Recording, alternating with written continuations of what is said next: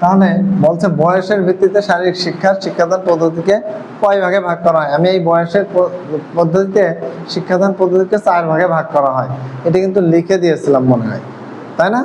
4টা ভাগে লিখে দিয়েছিলাম, শৈশবকাল, কৈশোরকাল, যৌবনকাল এবং প্রৌঢ়কাল বা বৃদ্ধকাল বা বার্ধক্যকাল, 4টা লিখে দিয়েছিলাম। কিন্তু নর্মালি এটা 5 প্রকার হয়। আমি আজকে সেটা 5 প্রকারই লিখে দিয়েছিলাম, দেখো তোমার খাতায় লেখা আছে, এটা আলোচনাও করা হয়েছিল। তাহলে তারপরেও আমি আজকে আবার লিখে দিচ্ছি। হ্যাঁ, 5 প্রকার লিখবা। নর্মালি 4 প্রকার আমরা বলি, কিন্তু 5 প্রকার হবে। হ্যাঁ, 5 প্রকার না? হ্যাঁ, 5 প্রকার। তাহলে আমি এটা একটু লেখেও দিচ্ছি যদি তোমাদের জানা থাকবে। দেখো, ক নম্বর শৈশবকাল, খ নম্বর কৈশোরকাল, হ্যাঁ,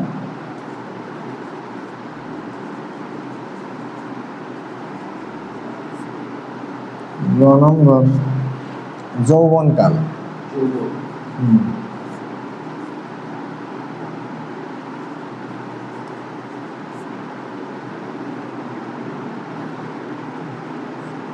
ঘ নম্বর প্রৌঢ়কাল,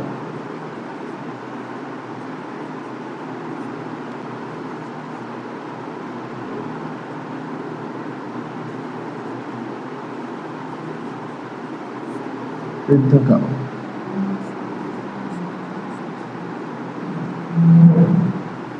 0 থেকে 8 বছর,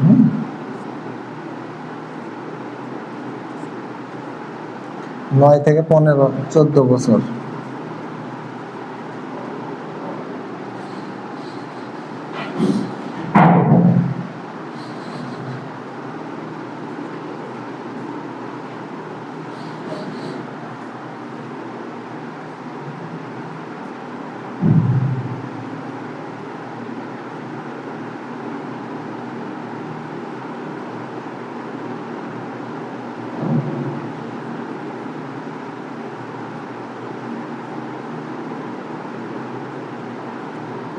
আচ্ছা।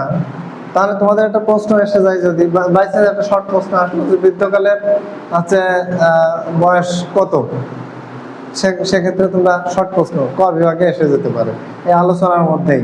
তোমার আমি তো শর্ট প্রশ্নের কিছুটা আমি স্বাভাবিক রীতি দিয়েছি, তোমাদের কিন্তু শর্ট প্রশ্ন করতে হবে। হ্যাঁ, শর্ট প্রশ্ন কোথা থেকে দেয় না দেয় এটা তো, তারপরেও কমন যেগুলো আমি দিয়ে ফেলেছি। তো তোমার শৈশবকালটা হলো 0 থেকে, অর্থাৎ জন্ম থেকে তোমার 8 বছর পর্যন্ত, এটা হচ্ছে শৈশবকাল। কৈশোরকাল, হ্যাঁ, কৈশোরকালটা কি আমাদের হচ্ছে 9 থেকে, যেহেতু এখানে 8 ছিল, 9 থেকে 14 বছর। যৌবনকাল, আমি যে বলছিলাম যে যৌবনকাল এই 15 থেকে, আমরা সাধারণত এখন আধুনিক যুগে 10 থেকে 25 বলা হচ্ছে। এখন দেখবা তোমার ছোট বাচ্চারা একটু খালি জ্ঞানী হয়ে যায় ছোট ছোট বয়সেই, মোট গড়ায় বেশি দিন না তো, আগে মানুষ বাঁচতো অনেক। হ্যাঁ, কি বলো, আমার এইসব উদাহরণ দিলে আমাদের স্যার বলে যে আমি যখন মোবাইল পেয়েছি একটা মেসেজ দেখতে আমার অনেক সময় লাগতো, আমার একটা ফোনে মেসেজ কমিউনিকেট ছেলে দেখে মেখে নিয়ে কয়ে ডিলিট করে দিয়েছে। ছোট বাচ্চায় দেখে মেখে কয়ে ডিলিট করা সারা, আমি দেখে বুঝতেই সময় লাগতো। তাহলে আমার এই বয়সের ভিত্তিতে শারীরিক শিক্ষাদান পদ্ধতি কয় ভাগে ভাগ করবেন? 5 ভাগে। এই 5 ভাগটা একটু ব্যাখ্যা করতে হবে। তার মধ্যে আদর্শ সময় হচ্ছে কোনটা? এটা।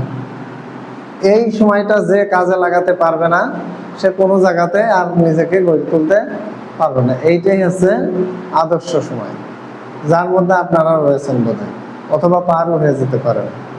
এই সময়টাই হচ্ছে আদর্শ সময়।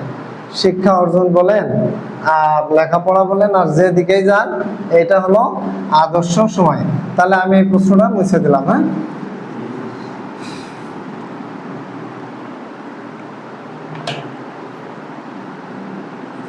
10 নম্বর,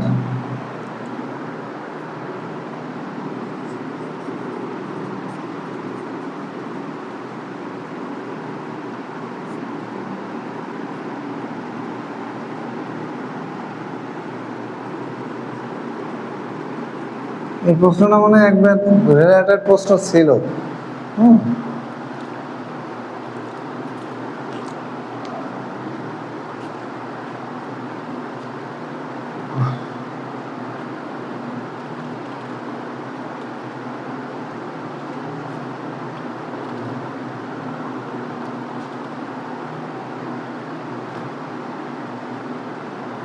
অটিস্টিকের কারণসমূহ, ঠিক আছে?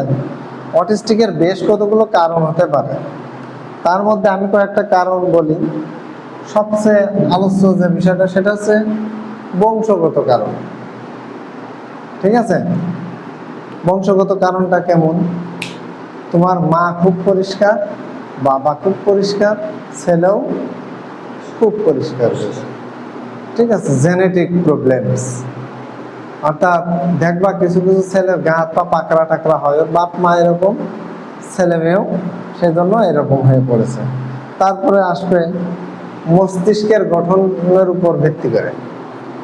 তোমার অনেকের পারিবারিক হিস্টোরি দেখলে দেখবা বিজ্ঞানসম্মত কথা, এটা তোমার সায়েন্সের স্টুডেন্ট হলে বুঝতে পারতাম, আমরা সায়েন্সের ছিলাম। মাথার গঠনটা একটা বিরাট জিনিস। এটা তোমার তোমার মা বাবা যদি নর্মালি জ্ঞানী হয় বা তাদের যদি ভ্রূণগত শক্তি সামর্থ্য ভালো থাকে, তাহলে ছেলেমেয়েরা নর্মালি ভালো হয়, ঠিক আছে? এই ব্যাপারটা আছে, এই মূল কথাই। তারপরে অভ্যাসগত। আমার ছেলে জন্মের পর থেকেই দেখছে আমি রিক্সা চালাচ্ছি, আমার ছেলে আর কি হবে, সর্বোচ্চ ড্রাইভার হবে, কারণ আমি চালাচ্ছি রিক্সা, সে সর্বোচ্চ বড় হলে ড্রাইভার হবে। তো অভ্যাসগত ব্যাপারটা হচ্ছে এরকম। বাপই যদি অন্যায় কাজ করে, ছেলে আর কি হবে? আমার কথা বোঝা গেল? তাহলে বাপের কতগুলো অভ্যাস, কতগুলো ক্যাটাগরি, মা বাবা। একটা কথা আছে যে পরিবারকে কি বলা হয়? আদর্শ শিক্ষা প্রতিষ্ঠান বলা হয়। এই কথাটা সবাইকে জানতে হবে যে মা বাবা যদি ভালো শিক্ষা না দিতে পারে, ওই ছেলে মেয়ে কোনোভাবেই মানুষ করতে পারবে না। কারণ মা বাবা ভালো না, তুমি যতই শিক্ষা দাও না কেন, টিচারের কাছে 5টা শিক্ষক দিয়ে রাখছে, ছেলে কোনে কি করতেছে, মাও চাকরি করে বাপও চাকরি করে, অফিসে চলে যাচ্ছে, ছেলে কি করতেছে খবর নেই, মেয়ে কি করতেছে খবর নেই। এরকম ঘটনা অহরহ ঘটতেছে, এখন অহরহ ঘটতেছে, অহরহ। তাহলে তোমার এটা হচ্ছে অভ্যাসগত একটা ব্যাপার থাকতে পারে। তারপর একটা ব্যাপার থাকতে পারে মনস্তাত্ত্বিক। মনস্তাত্ত্বিক ব্যাপার কেমন? যে আমার মনস্তাত্ত্বিক ব্যাপারটা হলো হ্যাবিচুয়াল ফ্যাক্টকে স্থায়ী করে নেওয়া। মানে তুমি কেমন যে আমি প্রতিদিন বাসার মধ্যে বেশিরভাগ সময় আমার আব্বু দেখি মানে বাজার ঘাটের মধ্যে সবসময় বেগুনের তরকারিটাই বেশি কেন। এবং বেগুন খাইতে খাইতে পরিবেশটা আমার এমন হয়ে গেছে যে আমি যখন পরিবার গঠন করতেছি, আমার পরিবারে কেউ বেগুন পছন্দ করে না, কিন্তু আমি কিনি বেগুন। কারণ কি হয়ে গেছে, আমার মনস্তাত্ত্বিক ব্যাপারটা ওই পরে ফিট হয়ে গেছে। আমি একটা উদাহরণ সিম্পল দিলাম, এরকম হতে পারে না যে আপনি রেগুলার দেখতেছেন আমার বাসার মধ্যে সবাই গান বাজনা করতেছে, তা সবাই হারমোনিয়াম টোনিয়াম বাজাচ্ছে। আমি যদিও মেধা আমার লেখাপড়ার দিকে, তারপরও বাধ্যতামূলক ওই যন্ত্র সামগ্রী পাওয়াতে আমিও মিলে গেছি ওদের সাথে। আমিও বাধ্যতামূলক কি করতেছি, গান বাজনার সাথে সময় দেওয়া শুরু করছি, কারণ আমার পরিবেশটা ওই দিকটায় সেট হয়ে গেছে। মানে আমার মনোযোগটা অ্যাটেন্টিভলি ওটা মানে বাই সাইড চলে গেছে। তারপরে হয়তো পরিবেশগত কারণ, এটা একটা গুরুত্বপূর্ণ দিক।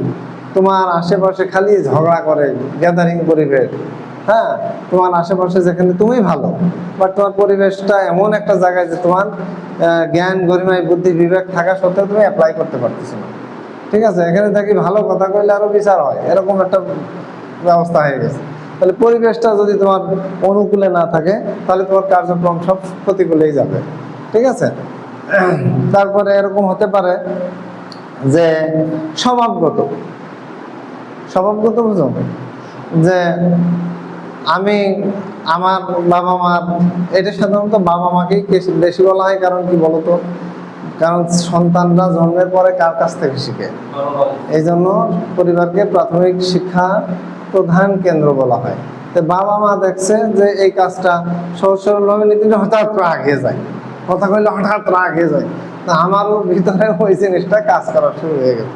স্বভাবগত ব্যাপার আছে না, এরকম অনেক জায়গায় আছে।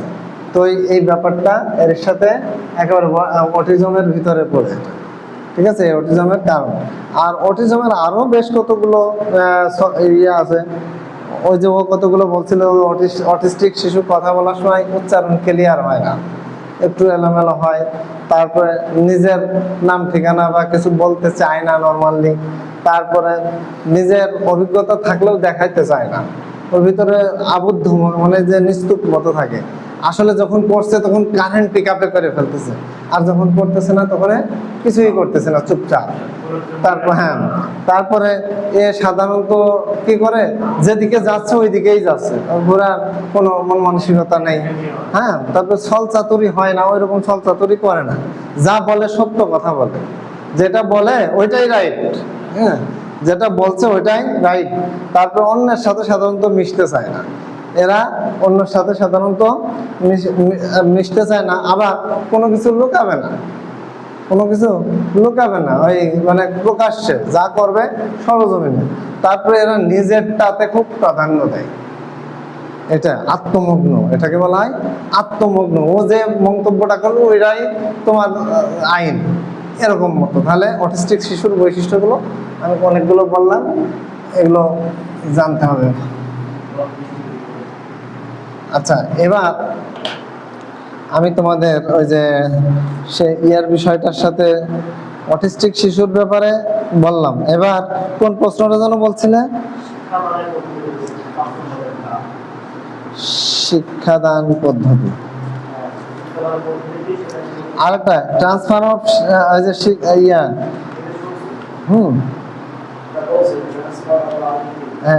এটা মনে রাখবা, এই পদ্ধতিটা কিন্তু খুব একটা গুরুত্বপূর্ণ বিষয়।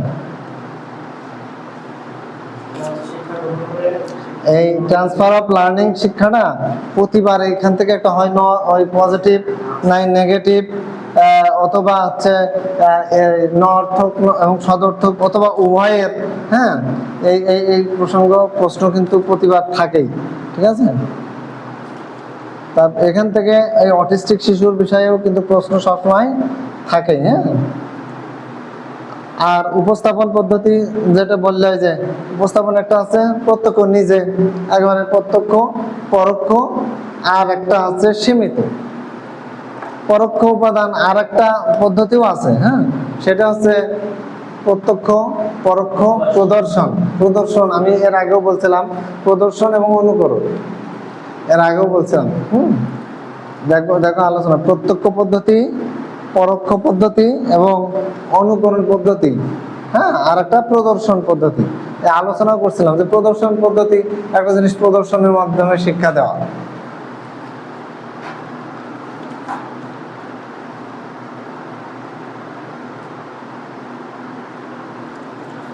আর একটা প্রশ্ন হলো, এই যে আধুনিক শিক্ষার পদ্ধতিতে আদর্শ শিক্ষকের, এই প্রশ্নটা এবার মনে হয় আসতে পারে, আমার সন্দেহ যে আধুনিক শিক্ষাদান পদ্ধতিটা তোমার একটা বিশেষ গুরুত্বপূর্ণ বিষয়। আচ্ছা, আমাদের পাঠ শেষ হলো কয়টা? এর আগের বিষয় আমরা কয়টা দিয়েছিলাম?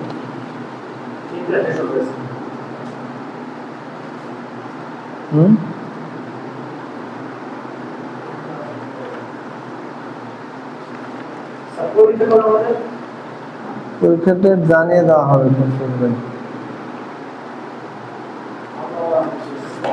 আমি এই প্রশ্নগুলো ছবি তুলে গ্রুপে দিয়ে দেবো, এটা একটু দেখে নিবা।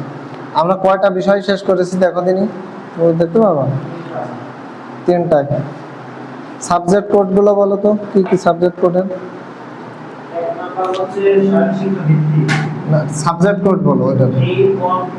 হ্যাঁ, 812 না, এটা হচ্ছে আমি আর একটা কোড দিব। শারীরিক শিক্ষার ভিত্তি না, শারীরিক শিক্ষার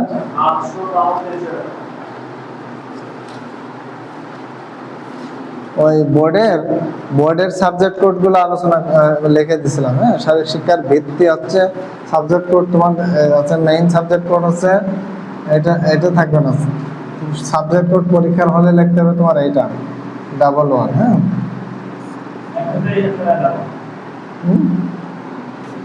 এটা শেষ সাবজেক্ট কোড। হ্যাঁ, পরীক্ষার হলে এটা লিখতে হবে।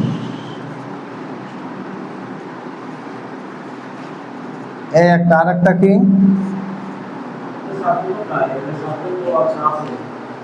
123-14 এটা হলো তোমার।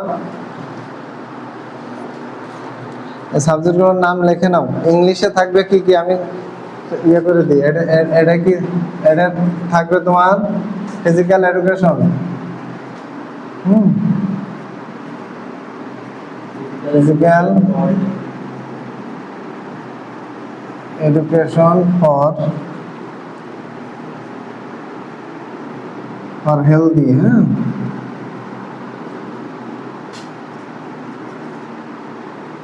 Healthy life. এটা হচ্ছে সাবজেক্টের নাম, এই যে 1 নম্বরটা। হ্যাঁ, আর একটা হচ্ছে তোমার, এটা হচ্ছে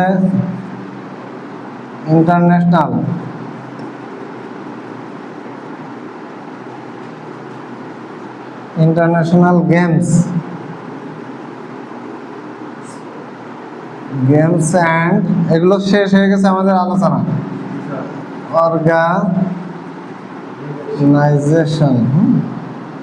অর্গানাইজিং স্পোর্টস, এটাও শেষ হয়ে গেছে। হ্যাঁ, আর একটা গেছে হলো সাবজেক্ট কোডটা, দেখো তো কত। এই যে এটা আজকে বললাম, এই যে স্কুল অ্যাসেম্বলি, হ্যাঁ, এটা সাবজেক্ট কোড হচ্ছে 12312। এটা হলো স্কুল, এটা লেখাই আছে উপরে। হ্যাঁ, school assembly and squad drill, এই 3টা সাবজেক্ট আমাদের আলোচনা শেষ হয়ে গেছে। ঠিক আছে, এই 3টা সাবজেক্টের আলোচনা আমাদের শেষ হয়ে গেছে। আমরা আজকে একটা আলোচনা শুরু করব, সেটা হলো সাবজেক্ট কোড লিখে নাও, এই 12 জায়গায় 13। আজকে নতুন করে আলোচনা, আজকে প্রশ্ন দিয়ে যাব তোমাদের। আগামী ক্লাসে এটা নিয়ে আলোচনা করবো, আজকে কোশ্চেন দিয়ে দেবো, ছবি তুলে নিতে পারতো। এটা অবশ্য তোমরা ইয়েতে পেয়ে যাবা, ইউটিউবে সার্চ দিলেই পেয়ে যাবা। আজকে যেটা শিখবো সেটা হলো basics of sports psychology, PSY, psychology and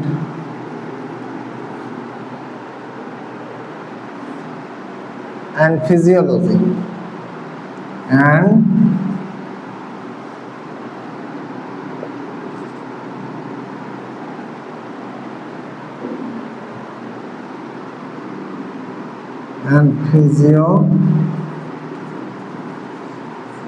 physiology, মানে PHSSILOGY, এর সাবজেক্ট কোড হবে 12313। এটা কিন্তু তোমার পাঠে লিখতে হবে, ওই MCQ পেপার থাকে উপর অংশে এই বিষয়টা লেখা সহ তোকে ফিল আপ করতে হয়। আচ্ছা, আমি আজকে এই বিষয়টা ক বিভাগ প্রশ্নে চলে যাচ্ছি। লেখছো? নতুন বিষয় 5টা বিষয় টোটাল থাকবে, আমরা 5টা বিষয় টোটাল আলোচনা করব। আচ্ছা, এটার ক বিভাগ, তার মধ্যে কিন্তু আমার 4টা বই শেষ হয়ে গেল। আর এরপরে কয়টা বই, যে বইটা আছে সেটা হচ্ছে খেলাধুলা, বিভিন্ন খেলাধুলা, ফুটবল, ক্রিকেট, একটা মাঠ অঙ্কন করো, ভলিবলের মাঠ অঙ্কন করো, ওইটা কিন্তু এগুলো, হ্যাঁ, এগুলো সম্পূর্ণ খেলাধুলা। আচ্ছা, ক বিভাগ 1 নম্বর, সহনশীলতা কি?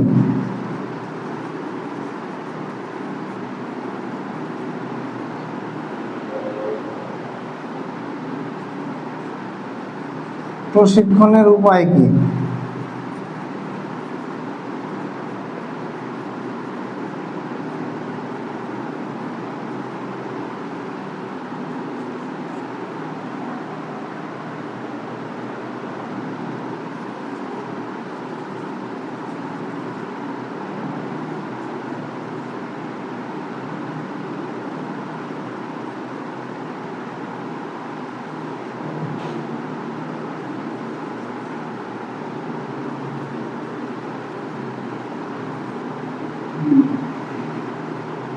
আচ্ছা, মাসেল হাইপোথ্রপি বলতে কি বোঝায়? মাসেল যে কোনো, আমাদের কিন্তু হাতের মাসেল, এই পায়ের এই আর্ম, এই উরুকে বলা হয় মাসেল।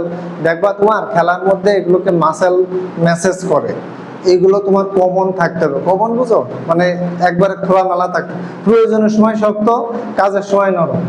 মানে যখন আমার কথাটা বুঝতে পারছো কিনা, যে আমার পরিবেশের ভিত্তিতে যখন আমার মাসেলের প্রয়োজন তখন মাসেলটা যেন আমি ইউজ করতে পারি, হ্যাঁ। আর যখন আমার মাসেল প্রয়োজন না তখন যেন আমার সহজ সরল থাকে। তোমরা তোমরা যারা খেলা করছে তাদের একটা বৈশিষ্ট্য পাবা কি, আমরা যারা খেলা করছি, হ্যাঁ, তো আমাদের এমনি মাসেল ধরো, তুমি এমনি, আমার তো বোঝা যাবে না, মাসেল ধরো না, খুব নয়, কিন্তু এখন ধরো এখন কোন লাগে, তুমি কেউ মারলে সে ব্যথা পাবে, এখন কেউ মারলে কি হবে তুমি বুঝতে পারো কিনা। দেখো তুমি মার্সেল ধরো, নরম, তাই না? আর এখন ধরো, এখন তুমি ধরতে পারবা না, মানে খুব শক্ত হয়ে যাবে, এবং প্রয়োজনে আমরা যে কোনো কিছু অ্যাপ্লাই করতে পারবো। এই যে এক্সারসাইজ করতে করতে হাত টাইপ হয়ে যেত, হ্যাঁ, হাত আমাদের শক্ত হয়ে যেত। খেলা করতাম একটা, কিন্তু প্র্যাকটিস করা লাগতো অনেক, ঠিক আছে? তো আমি যদি তোমাদের যদি প্র্যাকটিক্যাল ক্লাসগুলো দেখাই তখন বুঝতে পারবো যে আসলে আমি কি জানি।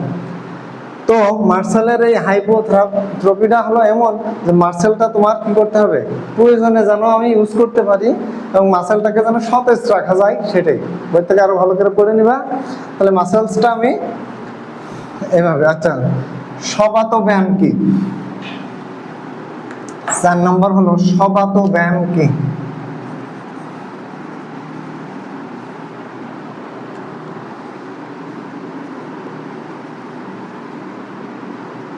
ব্যায়াম কি? সবাত ব্যায়ামটা কি আমি আলোচনা করতেছি। তারপর সহজ, গতি কি? এসব প্রশ্ন এসে যাবে একেবারে, এই কোয়ালিটির প্রশ্ন বেশি আছে। বিস্ফোরক শক্তি কি?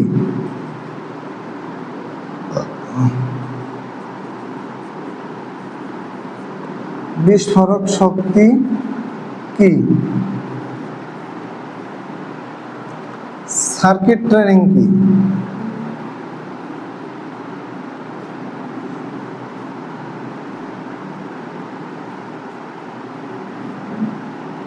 সার্কিট ট্রেনিং কি? লেখে নাও একটু।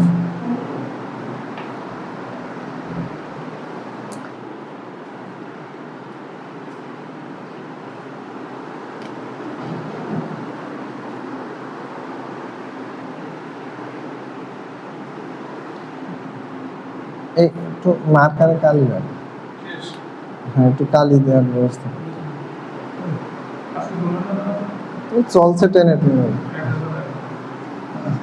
চালিয়ে দেবো। আচ্ছা, টেনে টেনে চালিয়ে দেবো। তাহলে সার্কিট ট্রেনিং কি, ঠিক আছে?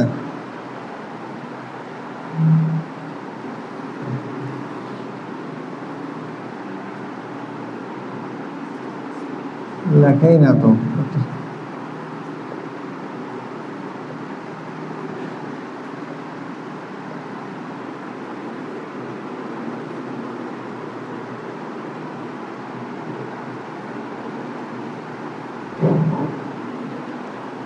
আচ্ছা, তোমাকে কেউ যদি প্রশ্ন করে যে খেলাধুলা কত প্রকার,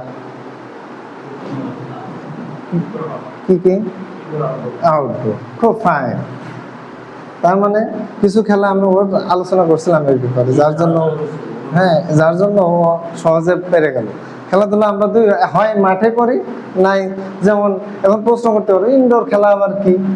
আমি ওকে বলেছিলাম যে যে খেলায় মুভমেন্টটা কমপক্ষে 12 পায়ের উপরে, 12 পা এভাবে গুণ, যেমন ক্যারাম বোর্ড খেলা, তোমার কিন্তু আমরা ডানি ভাই একটু নড়াচড়া করি, কিন্তু এটাকে আমরা আউটডোর খেলা বলতে পারি না, এটা ইনডোর খেলা। কারণ কি, এর মুভমেন্টটা তোমার কোনো কাজেই আসতেছে না, কোনো কাজে আসতেছে না, বা এর মুভমেন্টটা তোমার এমন কোনো উপকার আসছে না যে তোমার শরীরের কোনো কাজে আসছে না, তাই না?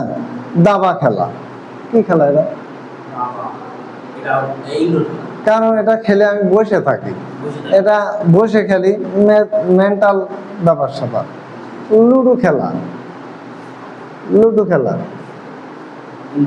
ইনডোর খেলা, এটা কি খেলা? ইনডোর খেলা, বসে তারপর অনেক সময় আমরা বিভিন্ন খাতা কলমে বিভিন্ন ধরনের গেম খেলে থাকি, তারপর মানে কম্পিউটার খেলি, এসব ইনডোর খেলা।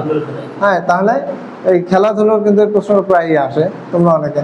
আবার আরেকটা পদ্ধতিতেও বলা যায় যে খেলাধুলো কত প্রকার, সেটা হ্যাঁ সরঞ্জামের উপর খেলাধুলা কত প্রকার, সেক্ষেত্রে আবার খেলাধুলা 4 প্রকারে চলে যায়।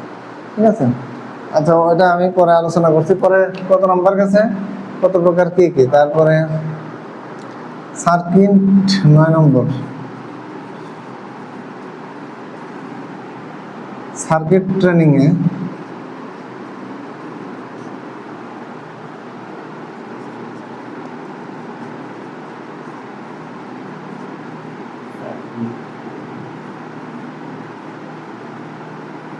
সার্কিট ট্রেনিংটা সহজ একটা বিষয়, আমি তোমার বলে দিচ্ছি, লেখে নাও প্রশ্নগুলো। 10 নম্বর হলো ওভারলোড।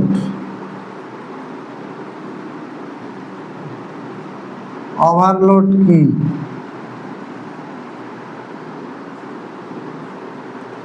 11 নম্বর হলো প্রস্তুতিমূলক সময়কাল কি?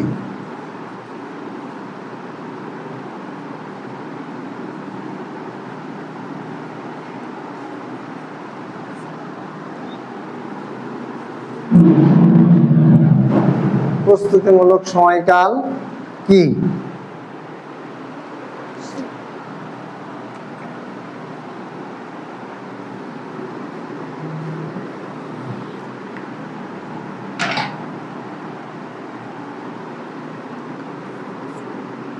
বারো নম্বর টেকনিক এবং ট্যাকটিস।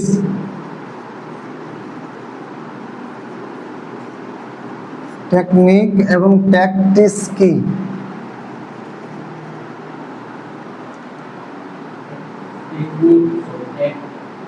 দক্ষতা কি? এসব বিষয় নিয়ে কম বেশি আলোচনা করেছে। দক্ষতা, টেকনিক, ট্যাকটিসটাও বলতেছি, এটাও আলোচনা হয়েছে, বুঝতে পারবো না তাই সব বলে দিচ্ছি। তারপরে আছে হচ্ছে সুপার কম্পেনশন কি?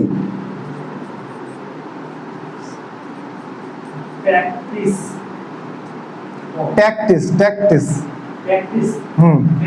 হ্যাঁ ট্যাকটিস, ট্যাকটিক্স, ও এটা কম মিস গেছে, ট্যাকটিক্স, সরি ট্যাকটিক্স ক আছে একটা।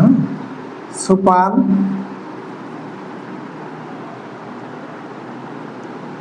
কম্পেনশন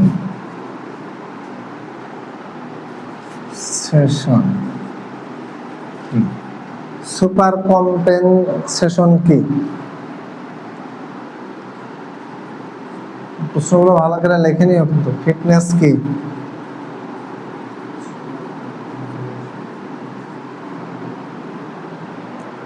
ফিটনেস কি?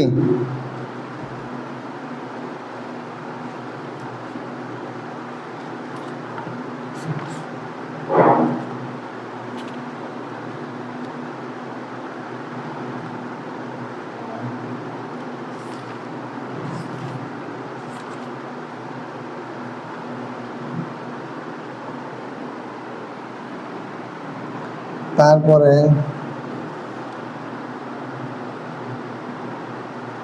প্রতিক্রিয়ামূলক ক্ষমতা কি?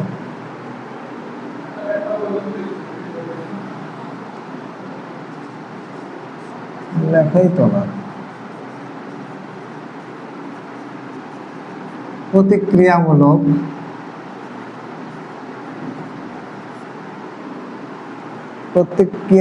ক্ষমতা কি? ক্ষমতা কি?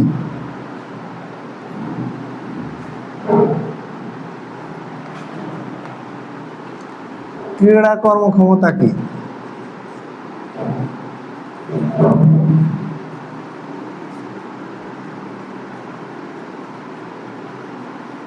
ক্রীড়া কর্মক্ষমতা কি?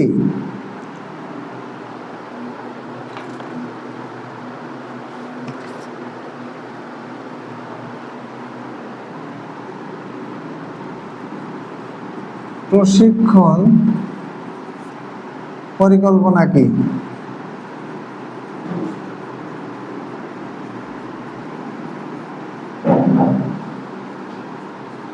19 নাম্বার, নমনীয়তা কি?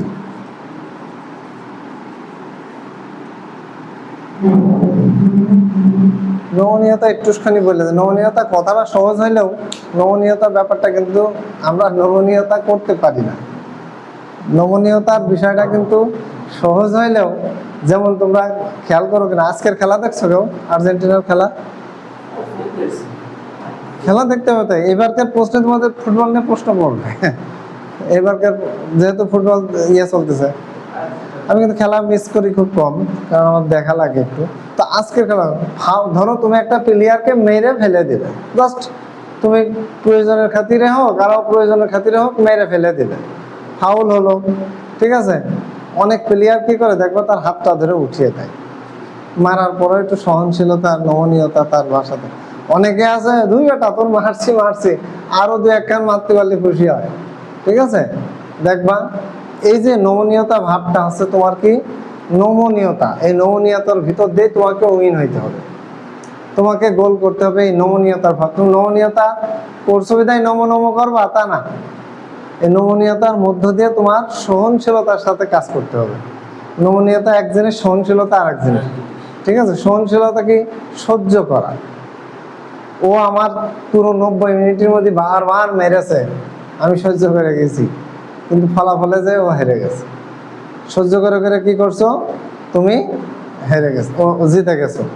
পরে যে তুমি বলবা পুরো 90 মিনিট তুই আমার কি করছিলি মনে আছে, আমি তো তোর ধৈর্য ধরছি, জাস্ট তোকে দেখাই দিলাম যে ফাইনালি আমরা কি করতে পারি। এটা হচ্ছে সহনশীলতা। আর নমনীয়তা কি? সহনশীলতার ভিতরেই আরো নমনীয়তা, আরো সহনশীলতা। কেমন? আমি তাকে মারতে চাইনি, হঠাৎ লেগেই যেতে পারে। ফুটবল খেলার ফলাফল সাধারণত ভালো হয়। আবার অনেক সময় ক্রিকেট খেলায় দেখছো কিনা, অনেক সময় এমন যে বল মারছি যে আম্পায়ারের গায়ে লেগেছে। আমি তো ক্রিকেটার ছিলাম, বেশিরভাগ ক্রিকেট খেলাটাই আমি বেশি প্রাধান্য দিতাম। তো এমন সিক্স মারতে গেছে, আম্পায়ারের গায়ে বল লেগে আম্পায়ারিং ইয়াতে একবার আম্পায়ারই মারা গেল, রেফারি মারা গেল, কোন খেলায় যেন মনে নেই। তো অনেক সময় এরকম হতে পারে। এগুলো কিন্তু কাঠের বল, যে কাঠের বল ধরতে হতে এখানে যে হয়ে যায়, ক্যাচ ধরতে হতে যারা ক্রিকেট খেলে কাঠের বলে। তো নমনীয়তার ব্যাপারটা আছে এই যে তোমার সহনশীলতার ভিতরেও আরো নমনীয়তা, মানে আরো সহনশীল হওয়াটাই হচ্ছে নমনীয়তা। ফাইনালি তুমি দেখিয়ে দিবা যে আসলে আমি কি চাইছিলাম। হ্যাঁ, 20 নম্বর, কন্ডিশনিং কি?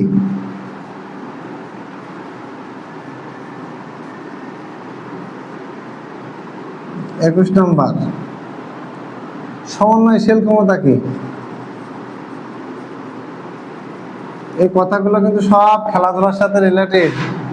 সমন্বয়শীল ক্ষমতা, অবস্থা, একটা অবস্থা। কন্ডিশন মানে অবস্থা। তোমার এই অবস্থার পরিপ্রেক্ষিতে কি ব্যবস্থা নিবা, সেটাই হচ্ছে কন্ডিশনিং। একটা পরিবেশ পরিস্থিতিকে কেন্দ্র করে তুমি কি ব্যবস্থা নিবা, সেটাই হচ্ছে কন্ডিশনিং, ঠিক আছে।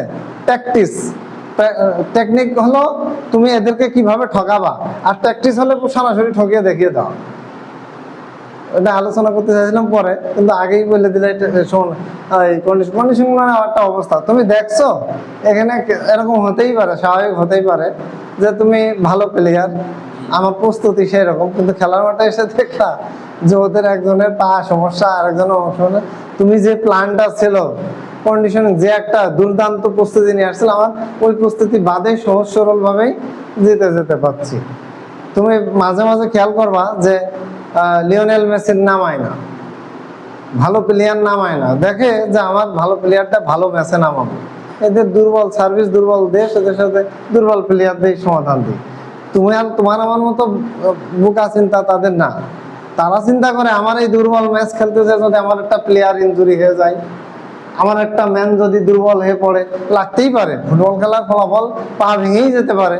তাহলে দুর্বল টিমটার সাথে আমার ভালো প্লেয়ারটা নামে আগামী ম্যাচে সে ভালো খেলতো, সেই প্লেয়ারটাকে আমি ইনজুরিতে ফেলে দিলাম, কিন্তু এই ম্যাচটা দুর্বল প্লেয়ার দিয়েও আমি ফয়সালা দিতে পারতাম। এই যে সমন্বয়শীল ক্ষমতা, এইটাই হচ্ছে ওই কন্ডিশনিং এর উপর মেসেজ করে সমন্বয় করা। সমন্বয় মানে কি? সার্বিক দিক চিন্তা করে সিদ্ধান্ত নেওয়া। বুঝতে পারছো? কথাগুলো কিন্তু খুব রিলেটেড, বাট তোমার মাথার ভিতরে কাজ করাইতে হবে। খুব কঠিন কোনো কথা না, প্রশ্নগুলো খুব সহজ। তুমি একটু চিন্তা করবে, এই প্রশ্নগুলো তোমরা অনলাইনে বা বিভিন্ন বইতে সার্চ করবা, বা এই জাতীয় প্রশ্ন, ওই যে সাবজেক্টিভ, তোমরা সাবজেক্টের নাম দিয়ে সার্চ দিবা। আমি ইংলিশে নাম লিখে দিই, কারণ কি ওই সাবজেক্ট অনুযায়ী প্রশ্ন সার্চ দিবা, চলে আসবে। হ্যাঁ, তারপরে 22 নম্বর, শক্তি সহনশীলতা। আচ্ছা, শক্তি সহনশীলতা কথাটা একটু বলা লাগে। এখন তুমি একটা দুর্বল, তুমি কিন্তু শক্তিশালী, আমি তোমার থেকে শক্তিশালী। হ্যাঁ, কিন্তু আমি তোমার যদি বিনি কাজে চড় মারি, বিনি কাজে থাবড় মারি, তাহলে যদিও আমি তোমার থেকে শক্তিশালী, তোমার মেরে আমি সোজা করে ফেলতে পারি, একটু বাঁকা ছাকা থাকলে মেরে সোজা করে ফেলতে পারি। তাহলে বিনি কাজে মারলে তোমার তোমার তুমি যে সৎ, এটা তো সবাই দেখছে। তোমার যদি আমি শক্তিশালী হয়েও যদি আঘাত করি, মানুষ কি কথা শুনবে? তোমার পক্ষে এসে আমার থেরাপি দিতেই পারে, তাই না? তাহলে তোমার শক্তি থাকলেই যে সেটা প্রয়োগ করতে হবে তা না, সেটা একটা সহনশীলতার সাথে দেখতে হবে। আমার কথাটা বুঝতে পারছো? শক্তি থাকলে যে তোমাকে অ্যাপ্লাই করতে হবে, প্রয়োগ করতে হবে তা না, তোমাকে সেটা কি করতে হবে? সহনশীলতার সাথে নিতে হবে। সহনশীলতা তোমার তোমার যখন যতটুকু দরকার ঠিক ততটুকু প্রয়োগ করাই আছে সেই ব্যাপার। এখন তোমার শক্তি আছে বলে এবার মেয়েরা টেরে ফেনে দিয়ে একবারে লাল কাটবে, হলুদ কাটবে, একবারে মাঠের বাইরে চলে গেলে, তা হলো না। এটা তোমার সহনশীলতার মধ্যে পড়বে না, ওটা তুমি শক্তির অপব্যবহার করে চলে গেলে, এটা হবে না। ঠিক আছে, তোমাদের অব্যাত ব্যায়াম দিছিলাম নাকি? ব্যাত ব্যায়াম আর অব্যাত, দেখো তো।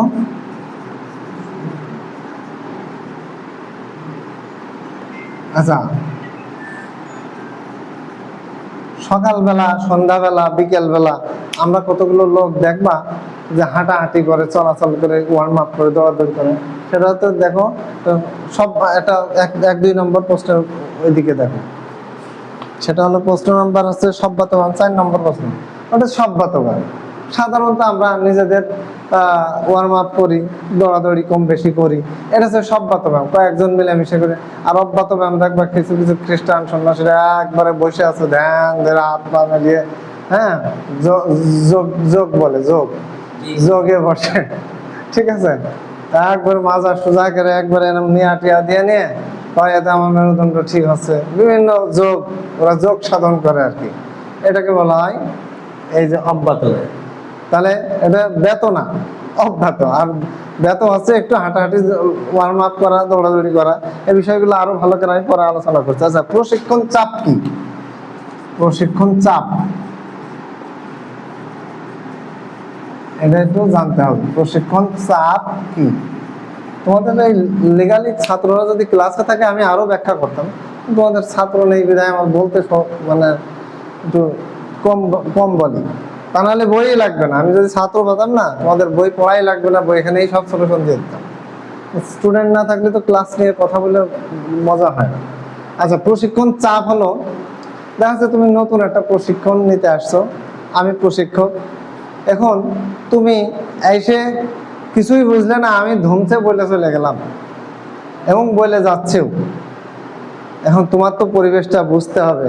আমার চিন্তা থাকবে যে আমার প্রশিক্ষণার্থী কেমন, আমার প্রশিক্ষণার্থী কেমন, অর্থাৎ প্রশিক্ষণ যে দিচ্ছি প্রশিক্ষণার্থীরা কেমন, এই প্রশিক্ষণার্থীদের আমি যে শিক্ষাটা দিব তার নেওয়ার ক্ষমতা তার আছে কিনা, আমি যা দিচ্ছি সে নিতে পারছে কিনা। সে নিতে পারে 5টা, আমি দিয়ে দিলাম 25টা। সে নিতে পারে 10 কেজি, আমি চড়িয়ে দিলাম 50 কেজি। তাহলে কি হবে? তাহলে সেই প্রশিক্ষণ চাপটা তার জন্য ওভারলোড হয়ে যাবে। একটা প্রশ্ন থাকবে, দেখো ওভারলোড কি? ওভারলোড হচ্ছে কি, যখন আমার চাহিদার তুলনায় যোগান অনেক, আমার চাহিদা 2 কেজি, চড়িয়ে দিলাম একেবারে 4 কেজি, তাহলে তো আমি বাস্ট হয়ে যাবো। ঠিক আছে, তাহলে এটা হচ্ছে প্রশিক্ষণ চাপ। তাহলে সেটা প্রশিক্ষণ চাপকেই ওভারলোড বলা হয়। ওভারলোড দেওয়াই হচ্ছে প্রশিক্ষণ চাপ। যখন প্রশিক্ষণের মাত্রা প্রয়োজনের তুলনায় অতিরিক্ত হয়ে যায় তখন তাকে ওভারলোড বলে। আর প্রশিক্ষণ চাপ কি? কোনো প্রশিক্ষণার্থীকে যখন ধাপে ধাপে প্রশিক্ষণের মাত্রা বাড়িয়ে দেওয়া হয় তখন তাকে প্রশিক্ষণ চাপ বলে, মনে থাকবে। আর ওভারলোড কি? একেবারে যখন প্রশিক্ষণের মাত্রা চাহিদার তুলনায় অনেক বেশি হয়ে যায় বা যতটুকু পারবো তার সামর্থ্যের বাইরে চলে যায় তখন তাকে ওভারলোড বলে, মনে থাকবে। আচ্ছা, পরে আমরা চলে আসি 25টা, বাহ, মাঝে মাঝে তো মেলা কালি বেরোচ্ছে। সমগতির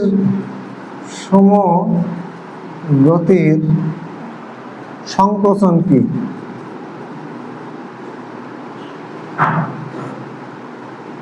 এটা একটা বিরাট জিনিস, এই 25 নম্বরটা। দেখো তুমি এটা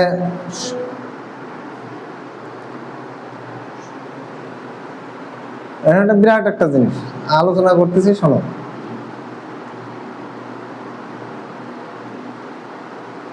অলিম্পিক গেমসে তোমরা খেয়াল করবা, দৌড় প্রতিযোগিতা হয়, 1 মিনিটে প্রায় 1 কিলোমিটার চলে যায়, ঠিক আছে? এত দৌড়তে পারে, অথচ তারা ফুটবলার না। কারণ কি কত? তারা হয় জোরে দৌড়াতে পারে, নাই আস্তে দৌড়াইতে পারে। আর ফুটবলার যারা, তারা সমগতির সংকোচন প্রয়োজন অনুযায়ী, ওরা দেখবা যখন বল টানছে জোরে দৌড়াচ্ছে, আবার নিজেই সংকুচিত আস্তে আস্তে ফিরে আসতেছে। কি বুঝলে? কতটা বুঝতে পারছো? মাথায় নিতে হবে। সংকোচন হওয়া মানে উস্কিয়ে যাওয়া, জড়তায় চলে আসা। আর সমগতি মানে কি? যখন সমান অনুযায়ী।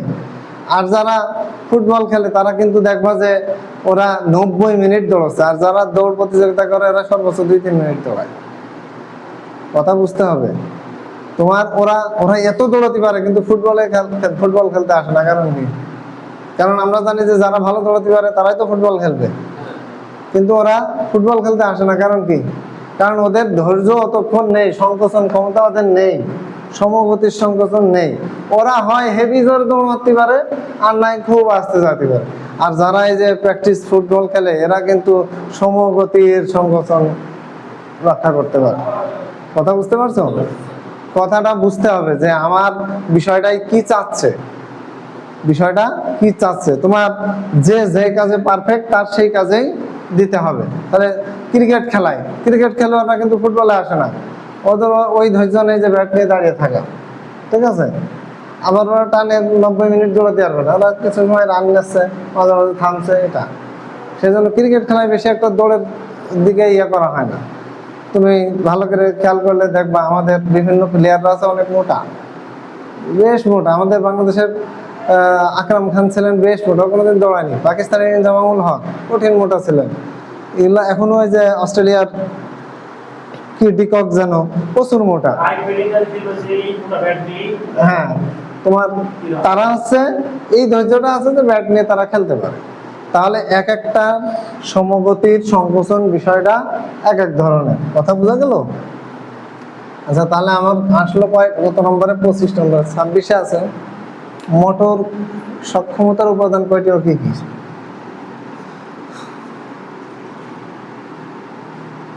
মোটর সক্ষমতার উপাদান কয়টি ও কি কি?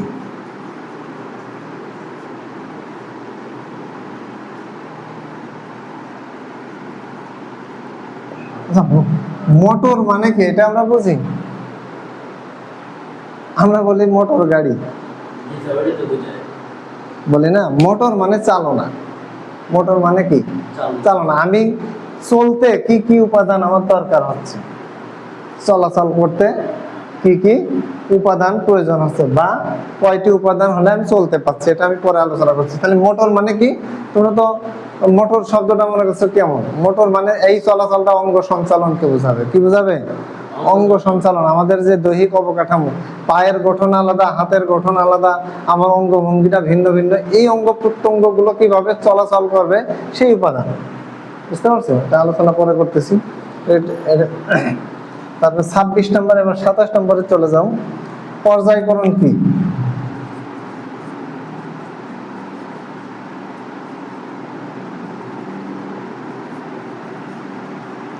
পর্যায়ক্রমণ কি? প্রথম দিন দেখলাম কয়েকটা মেয়েও আসলো, তারা কিভাবে কি? তোমরা গ্রুপে একটু নিজেদের মধ্যে শেয়ার করে। হ্যাঁ, তোমাদের সাথে কিন্তু অনেক ছাত্র ভর্তি হয়েছে। হ্যাঁ, অনেক ছাত্র ভর্তি হয়েছে। দেখবা যে তোমরা যারা ক্লাস করতেছো, এই ক্লাস করাগুলো কিন্তু ভালো রেজাল্ট করবা, অটোমেটিক্যালি ভালো করবা। কারণ তোমাদের যারা ক্লাস করতেছো তাদের একটা প্র্যাকটিক্যাল নাম্বারও দেওয়া হয়, আমরা তো দেখতেছি কি করতেছো না করতেছো। আচ্ছা, পর্যায়ক্রমণ কি? পর্যায়ক্রমণ হচ্ছে দেখাশোনা, স্কিল মানে এক্সপিরিয়েন্স, বিভিন্ন কিছু তদন্ত স্বরূপ সবকিছু যাচাই বাছাই করে একটা ধারাবাহিকভাবে সাজানো পর্যায়ক্রম। এ মধ্যম মানে প্লেয়ার, ওকে মধ্যম পর্যায়ে সাজালাম। এ ফার্স্ট পর্যায়ে, ফার্স্ট ক্লাস ওয়ান, যেমন এমবাপ্পে। বর্তমান তোমরা ফুটবল খেলা, ক্রিকেট খেলা দেখতে হবে, দেখলে তোমরা বিভিন্ন কিছু শিখবা, না হলে তো খেলাধুলার শিক্ষক হবে আগামীতে যে ক্লাসে যে স্যারের ছাত্ররাই যদি বলে ভলিবলে কয়জন প্লেয়ার থাকে, কি বলবা? কয়জন থাকে? প্রতি কোর্টে কয়জন প্লেয়ার থাকে? 6 জন করে প্লেয়ার থাকে, মূলত 6 জন প্লেয়ার থাকে, খুঁজে দেখবা। তাহলে তোমরা যদি এই ডাইন কোর্টে 3 জন, বাম পাশে সিরিয়াল, আর একজন সার্ভ করার জন্য একজন থাকে, কিন্তু সার্ভের প্লেয়ারকে 7 নম্বরে বলা যায় না, দেখে নিবা। তাহলে আমার মূলত খেলে কয়জন? 6 জন। তো টিমে একটা টিম হয় 7 জন নিয়ে। তোর প্রশ্ন থাকবে যে টিম কখন হয় আর খেলোয়াড় কয়জন থাকে, ঠিক আছে? তো তোমার হচ্ছে এই বিষয়গুলো জানতে হবে, খেলা দেখতে হবে, না দেখলে তুমি বুঝবা কিভাবে? এই বিষয়গুলো খেলা জানতে হবে, বই পড়তে হবে। আচ্ছা, পরে 28 নম্বরে আমি শর্ট প্রশ্নগুলো এটা দিয়ে শেষ করে দেবো। মাত্রাতিরিক্ত চাপ কি?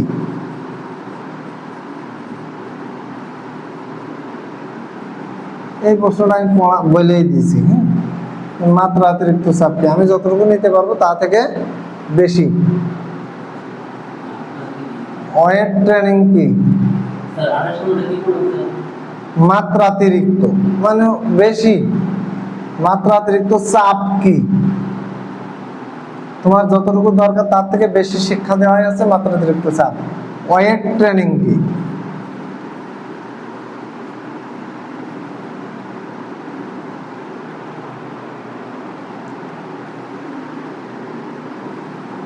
শক্তি কি?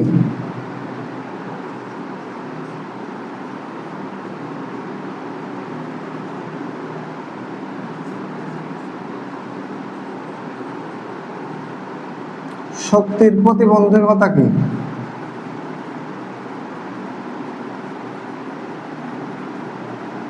শক্তির প্রতিবন্ধকতা কি?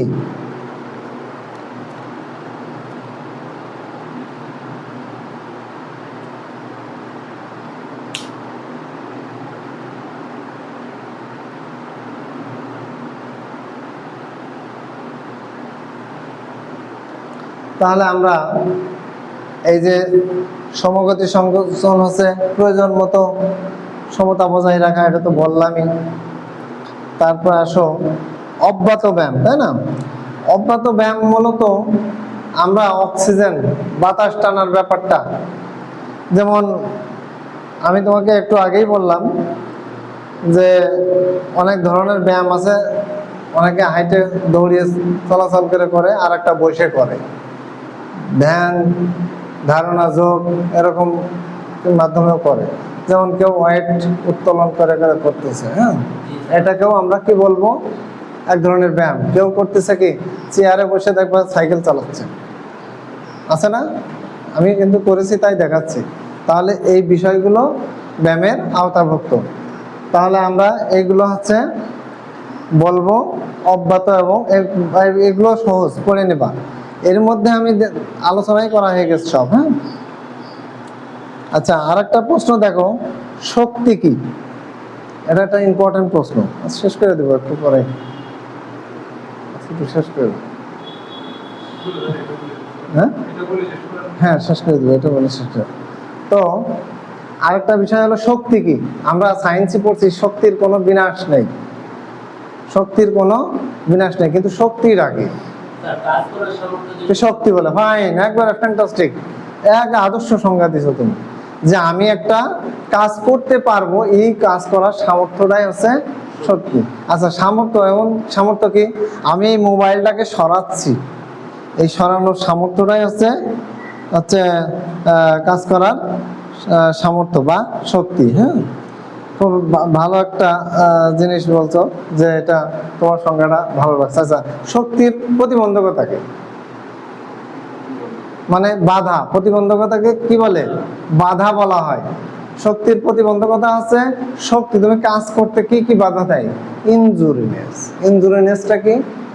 তোমার না, ইনজুরি মানে কি? ক্ষত। ইনজুরি মানে কি? মূলত ইনজুরির শব্দের অর্থ কি? আমরা জানি না এটা। আমরা বলি একটা প্লেয়ার ইনজুরিতে আছে, মানে কি? না, ইনজুরি মানে আঘাতপ্রাপ্ত হওয়া। তার মানে আমি আঘাতপ্রাপ্ত হচ্ছে কি, আমার একটা হাত দুর্বল, তারপরে আমার ভিটামিনের অভাব, শরীরে শক্তির অভাব, ভিটামিনের অভাব, তারপরে আমার সাইকোলজিক্যাল প্রস্তুতি নাই, এইগুলো হচ্ছে তোমার শক্তির প্রতিবন্ধকতা। আচ্ছা, তারপরে আসি, আমি বলছিলাম কন্ডিশনিং হচ্ছে প্লেয়ারদের একটা অবস্থা। অবস্থা এটা তো বলে দিয়েছিলাম। নমনীয়তা, সক্ষমতা, সমন্বয়শীলতা বলছিলাম। সমন্বয়শীলতা মানে কিসের সাথে কি সমন্বয় করবা। হ্যাঁ, শেষ করে দেবো আজকে। আপনার মিনিট আছে? শেষ? ক্লোজ করে দাও আজকের মতো। এটা তোমাদের আজকে তাহলে দুইটা বিষয় আলোচনা করলাম, তো একটু বেশি হয়ে যাচ্ছে। হ্যাঁ, লোড